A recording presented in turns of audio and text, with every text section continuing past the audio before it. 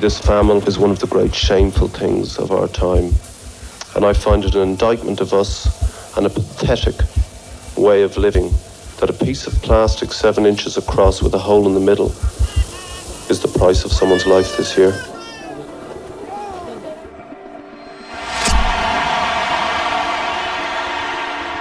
Years ago, 2 young rock stars set out to challenge the world.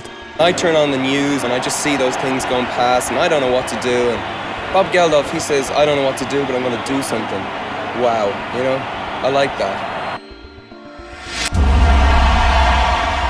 This is the story of how Bob Geldof and Bono used their celebrity status to take on the wiliest politicians on earth to try to end poverty in Africa. What was breathtaking was how Bobby and Bono set such a high goal. This was politics at the highest table, where things are decided, not talked about, decided. We just had a great visit in the Oval Office. When we saw that we could be effective, it was very hard then to go away again. But with extreme poverty continuing to plague Africa, Bono and Geldof have also been accused of arrogance. They go into a G20 or G8, go there and hang around, and they think that it will just make a difference. If you want to really make a difference in Africa, why are you not speaking to us? And they have been criticized for lack of results. These celebrities, if economic growth and poverty reduction are their motivations, they have failed miserably. Have these 2 rock stars really changed the world?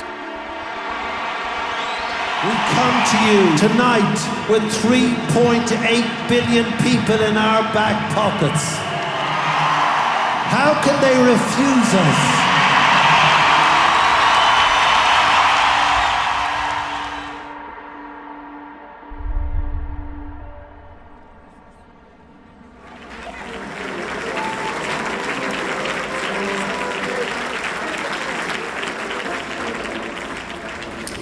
One of the not unimportant advantages of ending world hunger would be that you wouldn't have to listen to me or my friends singing about feeding the world when you're actually doing it.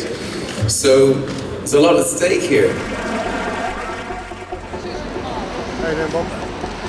Bono and Bob Geldof had been campaigning for decades. They run their own $30 million lobbying organization, and they've been nominated for the Nobel Peace Prize. We've heard so much about your president. Today they are seen by many as established icons of aid, loved by some and loathed by others. How did they achieve this? And how much impact have they really had? The African people, they don't want aid as an ongoing basis. They need it now. And these countries have spent When it started, it all seemed so simple. Way back in 1984, when they watched TV reports that shocked the world and changed their own lives forever. Dawn, and as the sun breaks through the piercing chill of night on the plain outside Coram, it lights up a biblical famine, now in the 20th century.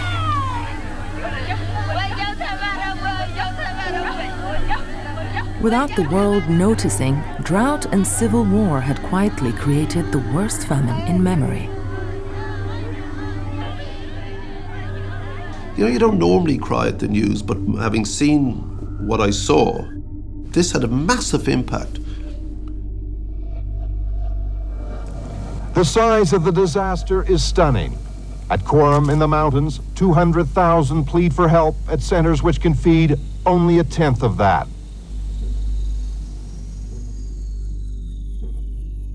Summa motimot al-ulla ineru qabralla ineru awzi bukha qatilha moytu awzi lafta akhri ya guyanera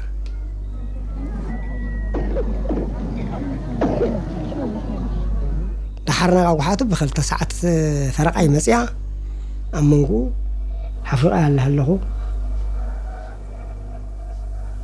عرفاتني قرقار تغنو قرب المسن بعد لا من كحجن حزين النور مجمرتها بالموتاتني.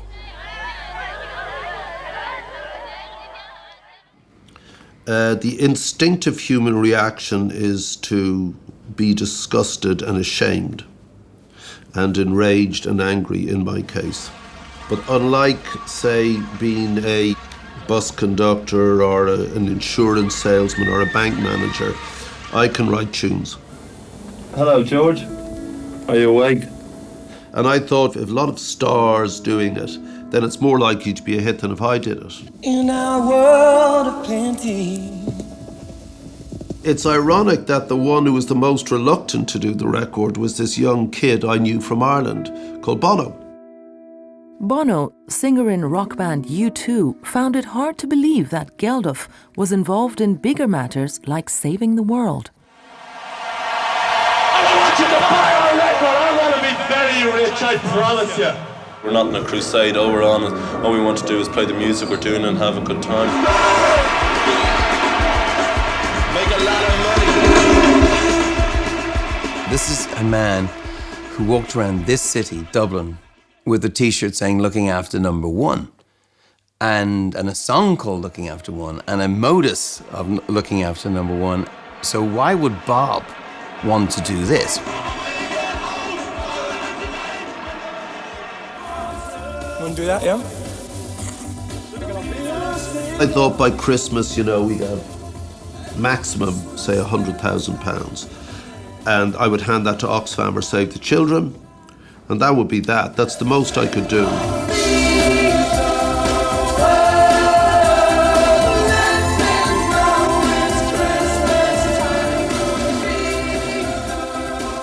I thought that would be it. But no, it became this phenomenon. It's become the fastest-selling single ever.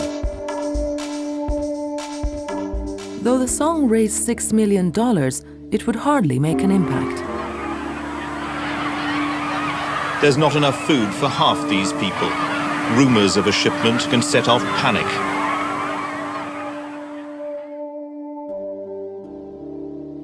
Geldof decided he would need to do better and set about organizing the biggest rock concert the world had ever seen.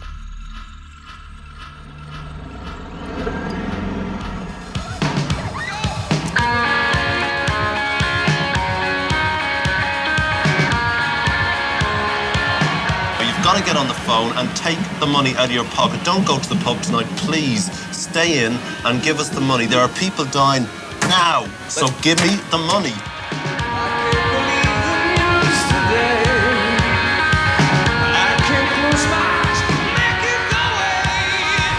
Today's Live Aid worldwide concert has already raised at least £30 million for the starving people of Africa, and the phones are still buzzing. To get this unprecedented response from the public, the campaign had to be clear and simple. But had it become too simple? There is a moral imperative for us to act when those type of things happen. But what I don't appreciate is that the imagery from these tragic situations becomes the main image of Africa. It is so damaging psychologically to a whole continent, a whole population of people, to portray them in this manner. It is basically laced with pity.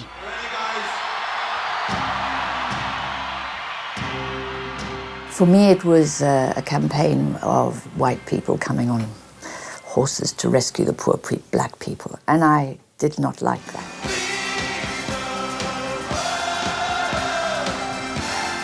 The concerts did, though, succeed in one thing: getting the public to care about people in Africa in a way that had never been seen before. It was a game-changing phenomenon because it was the first time ordinary people around the rich world woke up to the realities of hunger elsewhere. Now that then awoke politicians to the news that actually their own electorates, who wanted not just to reach into their own pockets, but wanted their governments to do something about it. Individuals, organizations, and governments donated over $1 billion to Ethiopia, and food and supplies began flooding into the country. When you think of things like Band-Aid, Live Aid, the degree to which they enabled their governments to either continue generous aid or to increase the aid, that is a more impactful part, harder to measure, of the events than the specific dollar amount that was raised during the event. Their response was quite incredible. I believe that it saved millions of lives. Almost everybody would have died had that aid not reached that area. But the food given would not solve anything long term. What was to be done now?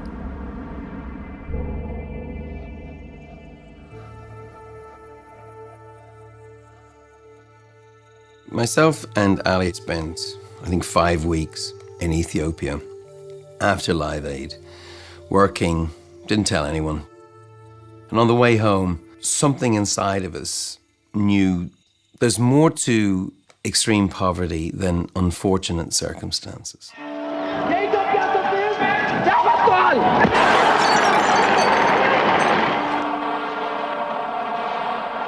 A major reason behind Africa's difficulties was the rich world itself.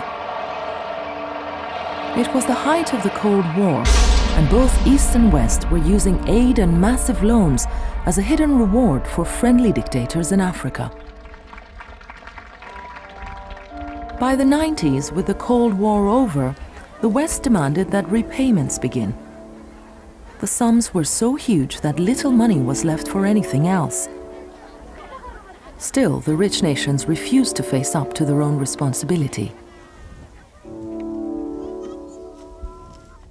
It was a hugely current debate in the academic and policy world. It wasn't any kind of a debate in the public world.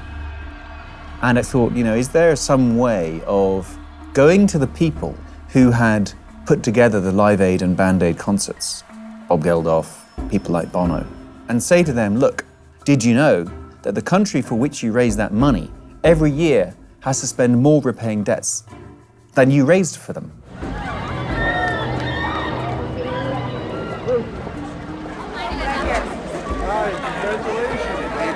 I think what was so important about Jamie Drummond's call to me was that subject, which was a wound not fully closed over from Ethiopia, opened up again. Live Aid and Band-Aid had been, if you like, the Band-Aid solution. And now we're going to the real heart of the matter. We're not just going to raise money through charity concerts, we're going to actually solve this problem. Bono called me about doing the debt campaign. And he said, what do you think we should do? So I said, use your influence, because the cult of celebrity was now a currency. You could spend that currency. And I had this idea to try and use the British Music Awards, the British equivalent of the Grammys, to communicate this extremely complicated issue of debt cancellation and drop the debt to a mainstream, popular TV audience. Okay, and have a look at this, ladies and gentlemen.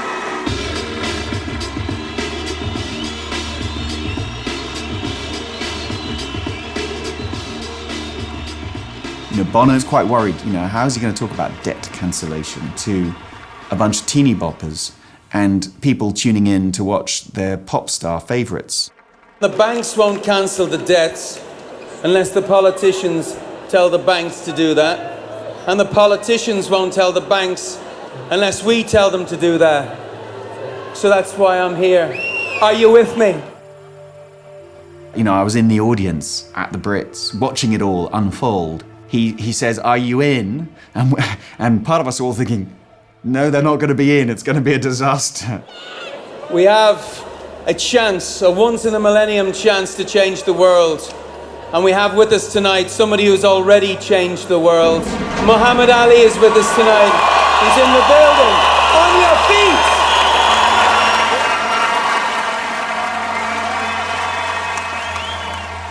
fake award it was given to Mohammed. And the crowds and the music and the coverage, it was unbelievable. We hijacked the Brits. On all these different levels, it just worked beautifully. But we also needed to get global coverage. This is Sir Bob Geldof, who organised a major campaign against famine in Ethiopia. Unexpected bedfellows, that's what we do. Is Mr. Bono, who is a singer. You know, that's how to get attention in the media.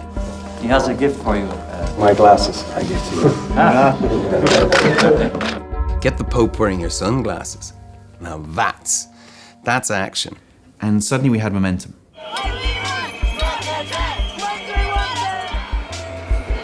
Public disgust at the rich world's demands for a payment from the poor world spilled onto the streets of Cologne this summer at a meeting of the Group of 8 industrial nations. This was the moment the campaigners had been aiming for. All the most powerful leaders in one room. But the politicians would still need to be convinced. We were in Cologne at the G8 summit, and Bono and Geldof. Celebrity status was something that politicians so desperately wanted. They'd do almost anything to get it. They want pictures with the stars. I mean, even back in '85, most of the day in Congress was spent shaking hands with congressmen for their local, congressional newspaper, most of it. Half them hadn't a clue who I was, but they, put it in there. We had a row about whether or not the G8 had done enough and whether or not it was appropriate for Bono and Geldof to have their photograph taken with Tony Blair, who was going to say, look, here I am with these guys, and therefore that shows I'm a good guy and I've done it. Well, actually, they hadn't quite done it. We sat and talked for a long time about whether we'd smile or not, because we didn't feel like smiling because he hadn't given us anything. But if we smiled, then there had to be a price. It's nonsense.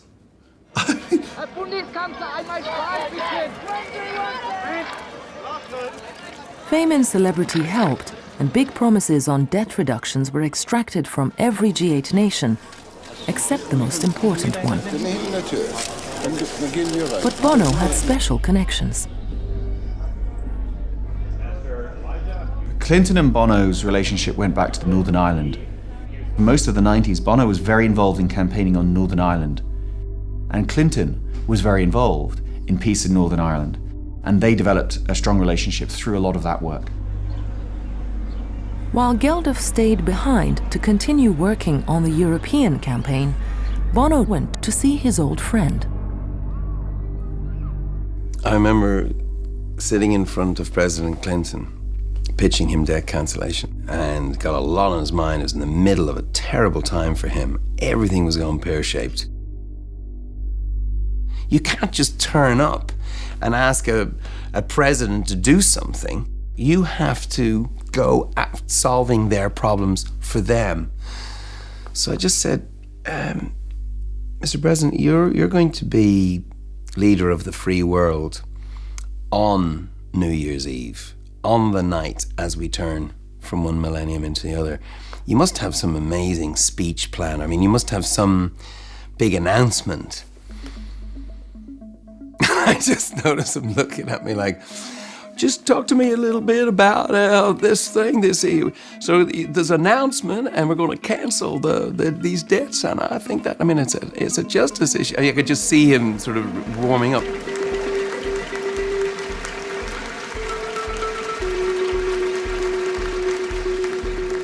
We were sitting inside the IMF meetings, and we saw Clinton come up onto the podium, and you know how you listen in the background, murmur. We all must provide our fair share of financing to global debt relief. Today, I am directing my administration to make it possible to forgive 100% of the debt these countries owe to the United States.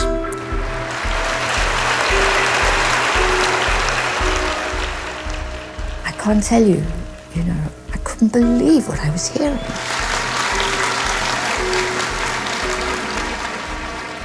Bono came to Washington and met with Bill Clinton and said, we really need to cancel these debts. And Bill Clinton said, great, let's do it. And Bono thought, great, my work is done.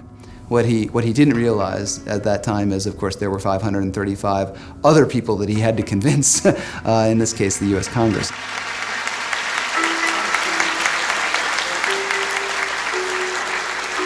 There's the really bizarre moment when you discover the President of the United States, he's not in charge. That was a real moment for me. It was plain that we needed to persuade America to lead on this issue. Bobby Schreiber came in and introduced Bono and all of us to his family business, which is American politics.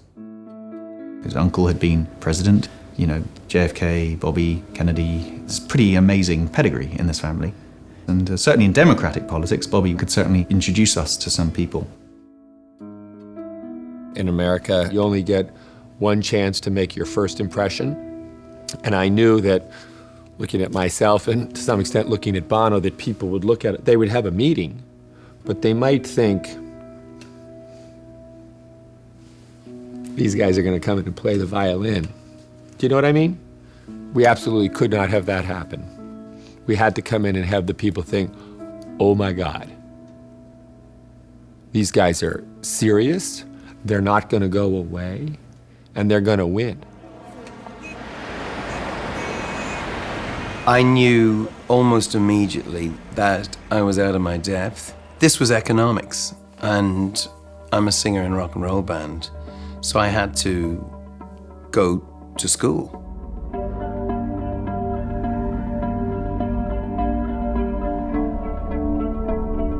We needed to know about how the financing in the Congress was going to work, what the World Bank's position was, what the IMF's position was, and we needed to know that in real thorough detail. A very good friend of mine was the head of the World Bank.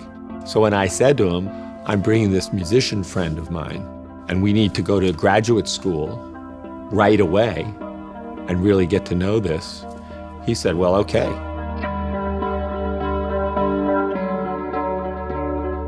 People in Washington, D.C., I think they liked the data-based and evidence-based approach, but we didn't have the fiscally conservative Republicans on side. The powers in Congress thought foreign aid was a waste of money and that Africa was so poor that it was of no interest. But there were exceptions. Some people, some positive things popped up that you would never have expected. Like John Kasich, I mean, he was an act of God. He was an important member of the hardcore Republicans, and he himself was very furious about matters. I agreed that I'd help him to advance this cause. But tromping around Capitol Hill with pop stars and celebrities, it wasn't some popular idea. I remember Bono saying to me, why won't these congressmen meet with me? And I said, you know, Bono, people don't really like foreign aid, and, you know, if you're a representative, you don't go back home and say, well, you know, I just forgave a lot of debt in Africa. That doesn't get you any cheers. In fact, it can get you a primary opponent. What happened was, frankly, a lot of the congressmen and even some of the senators didn't really care about meeting with him, but all the staff did. And there'd be all these staff people standing out in the hallway, and, you know, a lot of them were like, you've got to meet with them. He could get into any office in the Senate, because the assistants out there would say, that's Bono, I need his autograph, we're going to get him in. And of course, when we're in, we're meeting the people, you know, we're meeting the chief of staff. We look, you know, and we're not giving it the, oh yeah, you're the enemy. We're not playing that game. Great. Okay. For the press? Yeah, bring him in. Bono flew from Ireland to be here. He has been, without question, the most dedicated and driving force behind this whole initiative from day one. After intense lobbying, the US Congress agreed to a compromise to cancel half of Africa's debt. This led to the rest of the rich world doing the same. We were ecstatic. But for good luck, or maybe the grace of God, this thing came through. Tonight in London's Trafalgar Square, a celebration. No longer is the fourth richest country in the planet a nation of spivs, debt collectors, bailiffs, and repo men.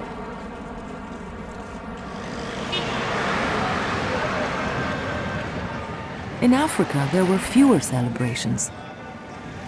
African debt was so enormous that much of it could in fact never have been repaid. Having half the debt written off on paper made Western politicians look good without actually costing them much, and still left huge amounts owing. Many Africans did not feel the benefits. It was a triumph to get their creditors to face reality. So quite a lot of the debt forgiveness was just that facing of reality. It was useful, but it wasn't actually a new transfer of resources to Africa because the debt could not have been repaid. The people living in villages don't see this effect. They don't see that. It's nice on a newspaper said our debt of how many milliards of CFA has been cancelled. But it doesn't mean that now we cancel our debt, let's build schools. It doesn't happen. The problem and the mistake that people have made is in thinking this is the silver bullet and everything will be all right and there will be no more poverty.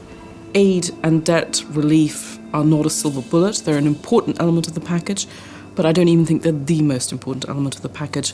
Debt relief was just the first step.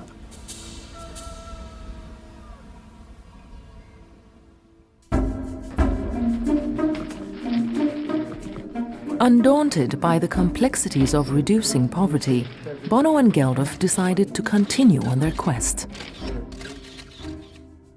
When we saw that we could be effective, it was very hard then to go away again and back to a normal life, back to your civilian life, which I really wanted to do and which my band really wanted me to do. This time, to make a bigger dent on poverty, Bono and his group would plan a stronger attack. They began to plot their master plan for Africa. They would not only fight to have all remaining debt abolished, but would also fight disease, increase aid, and achieve fair trade agreements with Africa. They decided to set themselves up as lobbyists in Washington, D.C. But to do this, they would need lots of money. I got a phone call, and it was Bobby Shriver, and he was yelling into the phone about, we're doing something, you and Bill Gates should really be involved, and we need $1 million. I thought he was a little crazy. He said to me a few times, Bono would like to meet you. And I thought, well, hey, I'm serious about poverty and the numbers and what has impact, and he's a musician, that's not going to be a high priority for me. I arranged a meeting for them in Bill's suite at the Waldorf Astoria in New York, and I was terrified that this meeting was not going to go well. Even though he had this utterly different background, I was amazed that he understood about government aid and understood this debt relief and what had been going on with that very well. So I went back to Melinda and I said, hey, Bono's amazing. I was blown away. So were philanthropists George Soros and Ed Scott, who each chipped in another $1 million. You have to start with the belief that a big thing can happen. And everyone in that group came from that kind of a tradition. In the name of Africa's poor, a lobbying agency was founded called DATA. The goal was to take on the most powerful politicians in the United States. Now you had a major professional lobby organization in Washington. That's so wild, an idea that a bunch of people funded by multi-millionaires are using all that massive brain power to focus on the poor and the anomaly of poverty.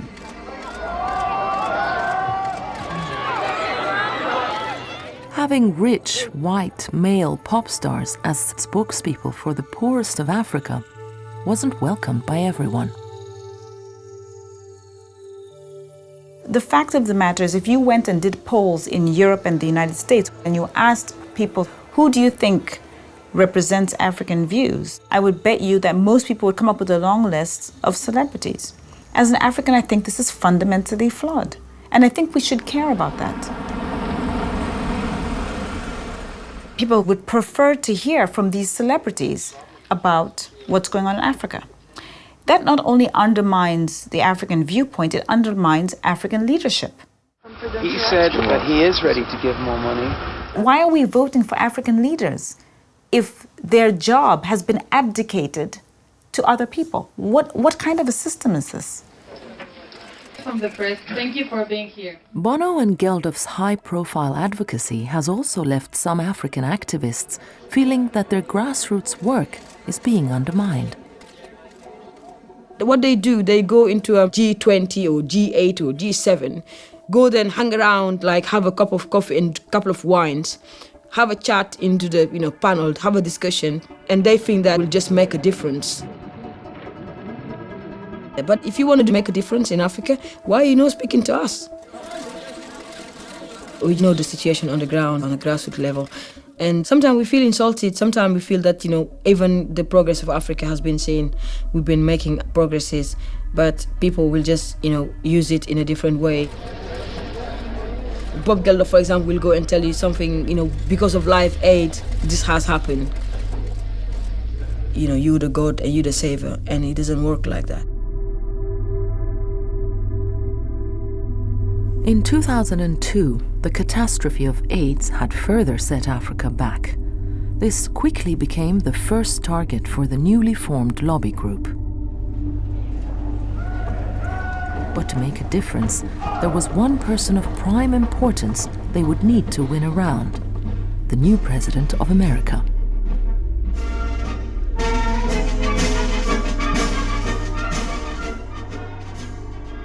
When Bush transition was happening, there were no life-saving drugs in Africa. It was condoms, basically. It was a condom strategy, and it was small scale.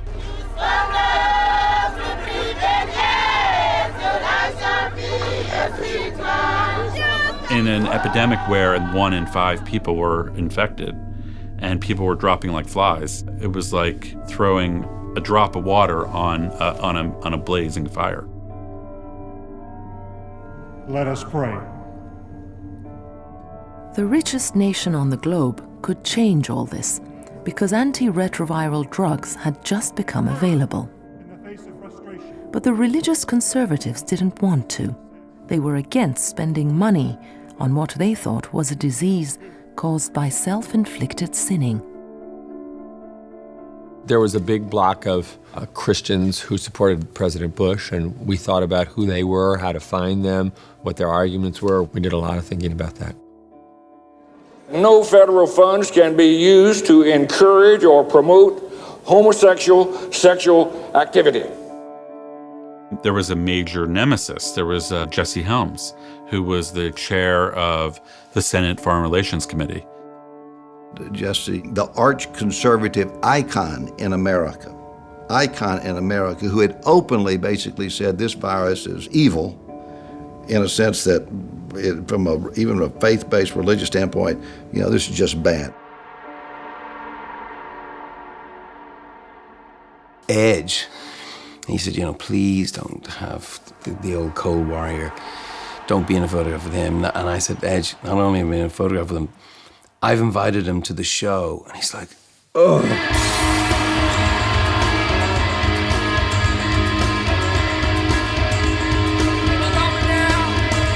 We constantly talked about the carrot and the stick.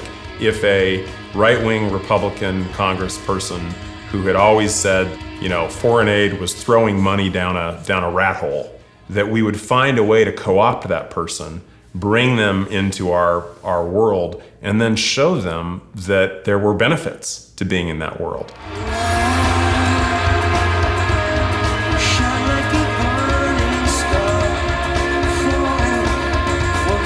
I sat next to Jesse Helms, and it was quite an experience.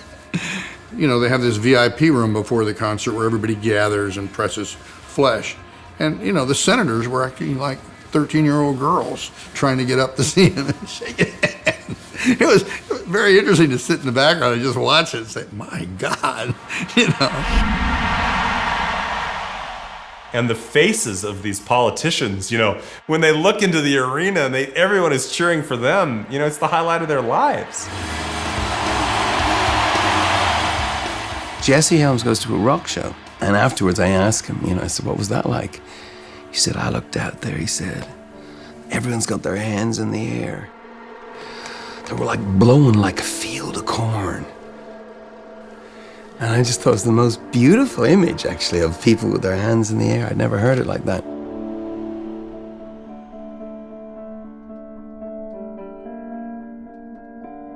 Having the ear of the religious right, Bono and Schreiber now went to work reframing the AIDS debate. We knew that certain people in the Congress did not like the men having sex with men issue. But they liked the idea that a woman breastfeeding her baby could take a pill that would prevent the baby from getting AIDS from the milk or from the childbirth. Jesse listened, and with that, over time, his feeling, especially on the mother-to-child transmission built around orphans, was totally transformed. I just want to say something about Senator Helms. He said he was ashamed of how he had thought about AIDS in the wider world. Jesse was a real leader on the subject that you've been. He's the leader. No. He's the leader. It was Jesse Helms who helped introduce Bono and Bobby to President Bush. Bono is a person of faith. George W. Bush is a person of faith. So he did a very smart thing. He brought with him an Irish Bible as a gift for the president. And they spent the first 5 or 10 minutes of their personal relationship talking about the meaning of faith in their lives. And they talked about how the scriptures talk about the care for the poor almost more than any other topic in the Bible, which really, I think, struck a chord with the president.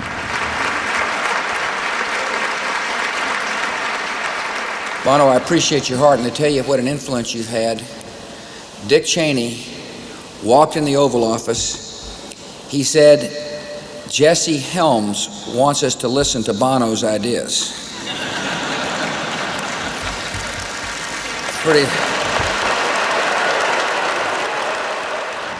Many of the Republican faithful, they're wondering, what is President Bush doing standing on stage with an Irish rock star with long hair and weird sunglasses? Why is that happening? Honestly, the night before that interaction, you know, we were in a hotel suite and Condi Rice was pushing to get Bono to show up at that event. Here's what I know about him. First, he's a good musician. Secondly, he is willing to use his position in a responsible way. After 9/11, the Bush administration, especially Condoleezza Rice, wanted to prove that the administration's response to the problem of terrorism was not simply military, and that meant the use of aid. Okay, how do we do that? Well, here comes Bono, who's just created data, and he says, in effect, I am willing to shed some of my liberal credibility, my liberal rock star credibility on you. We just had a meeting with the President of the United States about the emergency of AIDS. It is the crumbs off our table that we offer these countries. And it is not good enough. The President of the United States doesn't think it's good enough. And I believe... We were exploiting the compassionate conservatism that Bush needed us for. They needed us, we needed them. We were both in the right space at the right time. But politics wasn't the sole reason Bush was playing along. He himself wanted to do something big about the AIDS epidemic in Africa. President Bush hadn't traveled very much to the country, never been to Africa before. So he would very quietly send people to Africa and say, is this real? I mean, is it really 23 million people have died and nobody's leading on it? And they came back and said yes. When he saw that there was a possibility of actually improving significantly the situation in Africa, he gave it priority. And when he gave it priority, then it became all the rest of our priority.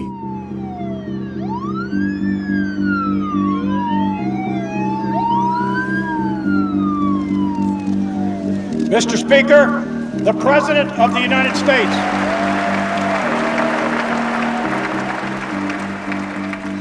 Today, on the continent of Africa, nearly 30 million people have the AIDS virus.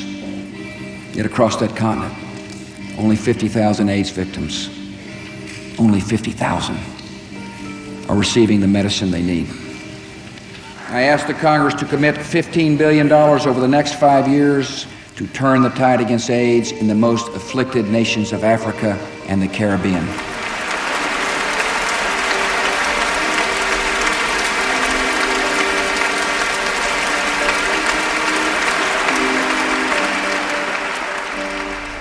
The new initiative would save the lives of millions of AIDS patients in Africa. But Bush had more on his mind.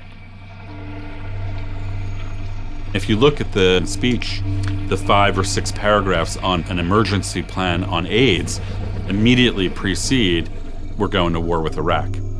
We will bring to the Iraqi people food and medicines and supplies and freedom.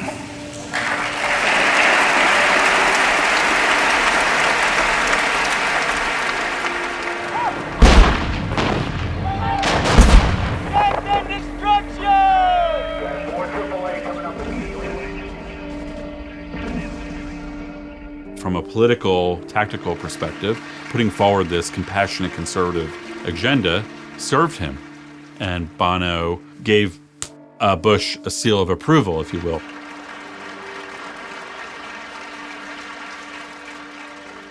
Even though people said, you know, George Bush is using you, I beg to differ. I think we used him. And I think he wanted to be used, it turned out, in that way. And I think we found that a piece of him that wanted to show the world what he was for as well as what he was against.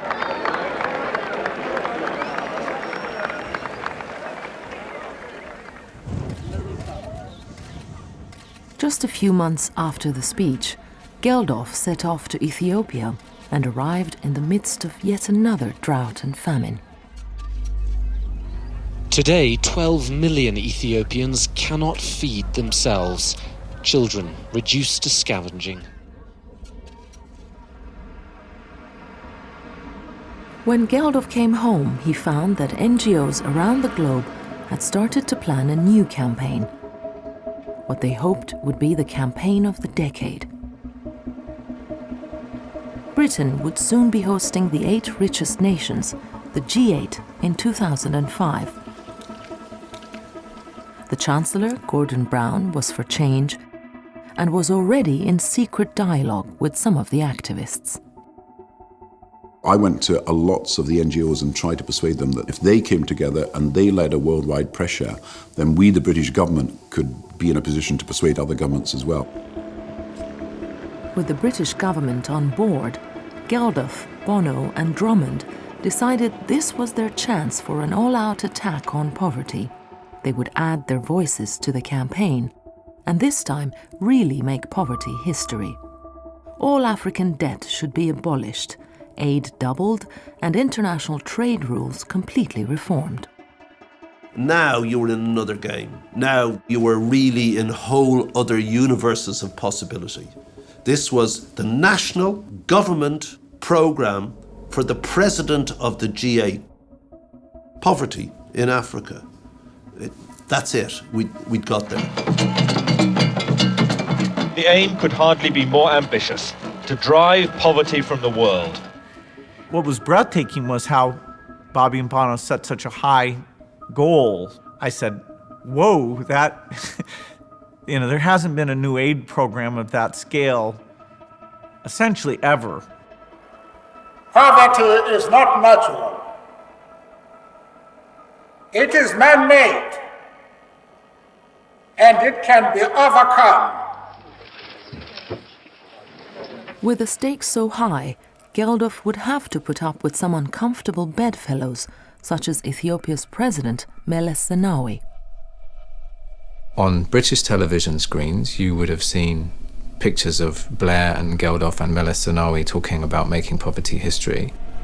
If you had watched TV in Africa, you would have seen Ethiopian troops shooting dead over 200 opposition supporters on the streets of Addis Ababa who were protesting a massive stolen election. It was not election rigging, it was total robbery. They should come out and say, no, what you are doing is wrong. But they are consciously sacrificing democracy, consciously sacrificing human rights violations, and look away. Yes, I'm going to meet a guy I know puts down the opposition, imprisons people without trial. Yes, you have to bring it up. But you also have to deal with the reality that that person isn't going to go, you know what, Bob, you're right. I'm going to free them all up and I'm going to leave power. No. They can dismiss me as just a pop singer, you know.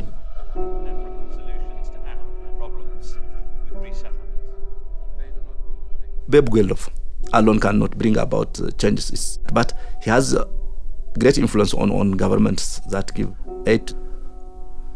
If authoritarian regimes still remain in power, well, poverty cannot be made history.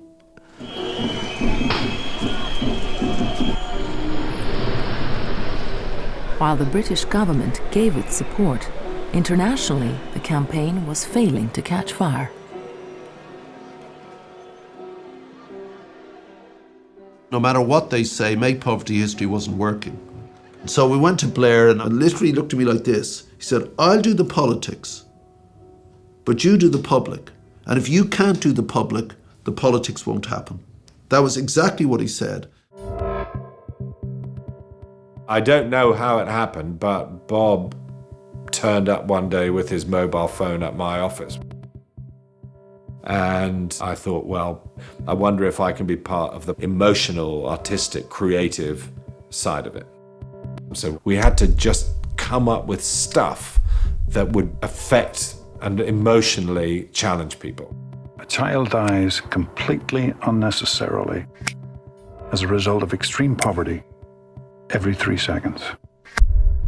You know, what we'd set ourselves was to make this thing happen. And as such, to make every politician who turned up aware of the fact that people in their country were aware of it, that there was a win to be had by supporting this issue.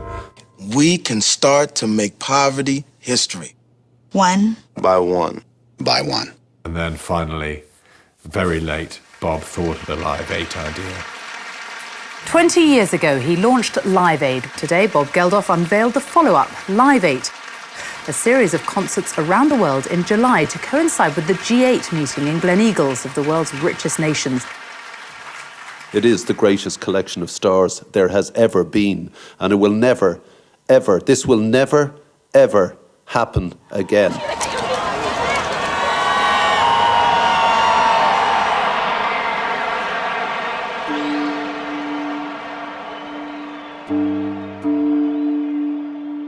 Geldof's Live Aid concerts grabbed world attention on the eve of the G8 summit.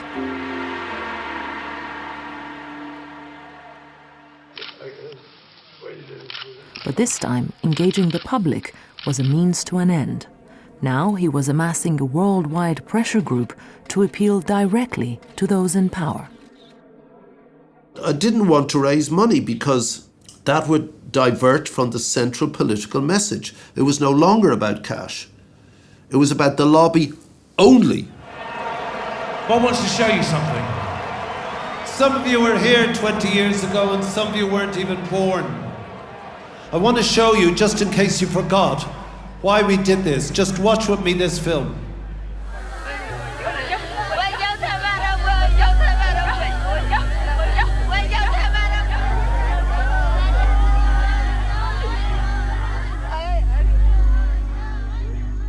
Before the concerts, Geldof had found out that the girl who almost died in front of the world media in 1984 had survived thanks to international aid. መጻናኪ አብለኽ የጽንሒሎም ብድሕሪኡ ብ6 ሰዓት ብልመልአት ደብ ኸይዶም መጽኦም ሪኦም ኸይዶም ትፋሰር ያ ንሽተይ ትፋስ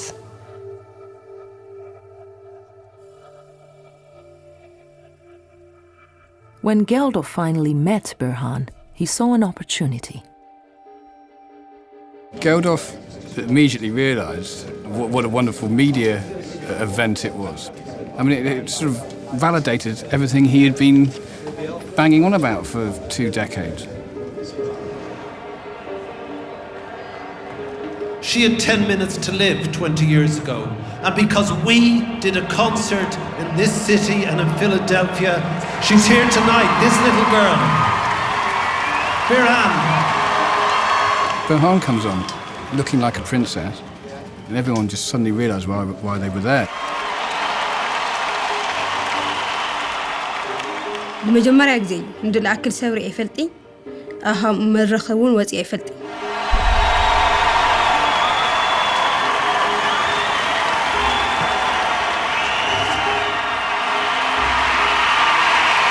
We come to you with 3.8 billion people in our back pockets. How? Tell me, how can these 8 men refuse us now?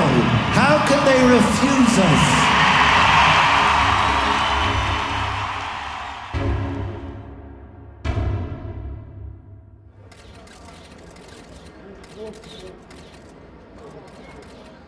The 8 top politicians signed up not only to cancelling remaining debt, but also to doubling aid with $25 billion. So was this a success? On aid, 10 out of 10. On debt, 8 out of 10. Today is a great day. However, the politicians almost halved their promises on aid and left really important issues like trade untouched. Had they managed to get away without quite footing the bill? If all you've managed to do is to get a little bit more money out of the G8, you know actually that you haven't got to the root of the problem. The difference has to be made through changing the rules and completely restructuring the global economy. These celebrities, if economic growth and poverty reduction are their motivations, they have failed miserably. There's far too much hubris going around, oh, you know, we think we can do this, we want to change the world. Let's have a bit more humility about what we can achieve. It annoyed people because it looked so simplistic. That was just the pop song. That was just the t-shirt. That was the hook line. You can't write off a movement that has changed the world because of its slogan. It was the biggest breakthrough in one summit ever on poverty. Millions more children now live who would have died. 40 million more children go to school. The breakthroughs on malaria, on HIV and AIDS have been to do with this big campaigns that millions of people have taken part in. It was a big step forward, even if it wasn't everything. Has that aid led to a larger number of people having access to education and health and clean water and roads and housing and food when they need it? It almost certainly has.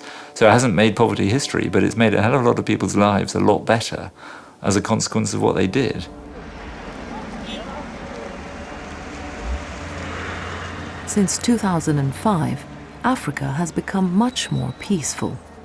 Extreme poverty is finally slightly decreasing, and in a transformed Ethiopia, school attendance has increased dramatically.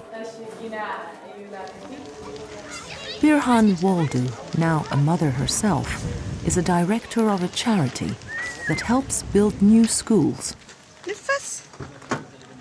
بتمرت تخوين لا تمرتي يسفح تمرت لي ولن بوتاتات معت بوتاتات اللوا تولون زي عدي كغير يخليو.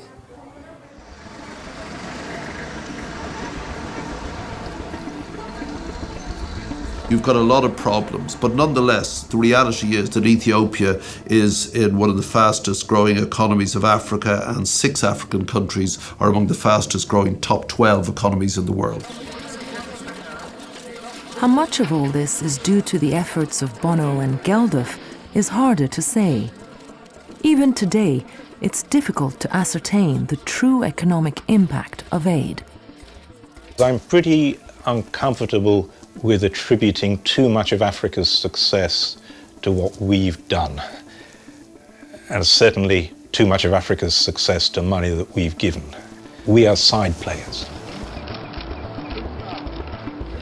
We're not the drivers. They are the drivers, and they're going to do it themselves. And what we have to do is find ways of being good partners. The targets for lobbying are also changing. They aren't always about matters of life and death now. Instead, there are issues such as more openness in trade deals and how to make agriculture in Africa more effective. Sir Bob Geldof, musician, chair of Band Aid. After nearly 30 years of campaigning, the role that Bono and Geldof have to play in Africa's future is under more scrutiny than ever. What is this? Is it like a 10-second thing or a 20-second thing? Like a 30, 40-second thing. For the time being, it is still the case that when you're trying to develop a constituency in North America or Europe to help fight poverty in Africa, you're going to often still have to resort to working with famous friends. It's a travesty that that is the world we live in, but it is the world we live in. Set in Glen Eagles in 2005. Bob Geldof, he has done his best in assisting the poor. So I am grateful to him. But eventually, the third world countries and the public have to stand on their own. And I think they are on the track to stand on their own. Africa has changed a lot. And they are very mature now, people, and they know what they want. Bono's lobbying organization, Data, now renamed One, does have African advisors, and offices have been set up in Nigeria and South Africa.